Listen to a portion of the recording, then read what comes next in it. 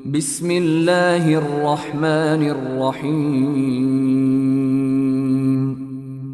حرمت عليكم الميتة والدم ولحم الخنزير وما أهل لغير الله به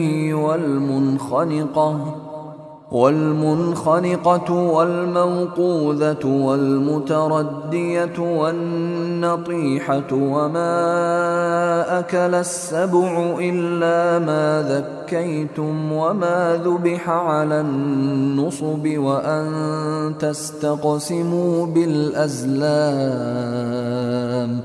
ذلكم فسق اليوم يئس الذين كفروا من دينكم فلا تخشوهم واخشون اليوم أكملت لكم دينكم وأتممت عليكم نعمتي ورضيت لكم الإسلام دينا فمن اضطر في مخمصة غير متجانف لإثم فإن الله غفور رحيم তোমাদের জন্য হারাম করা হয়েছে মৃত জীব, রক্ত, শূকরের মাংস, যেসব জন্তু আল্লাহ ছাড়া অন্যের নামে উৎসর্গকৃত হয়, যা কণ্ঠরোধে মারা যায়, যা আঘাত লেগে মারা যায়, যা উচ্চ স্থান থেকে পতনের ফলে মারা যায়, যা শিঙের আঘাতে মারা যায় এবং যাকে হিংস্র জন্তু ভক্ষণ করেছে,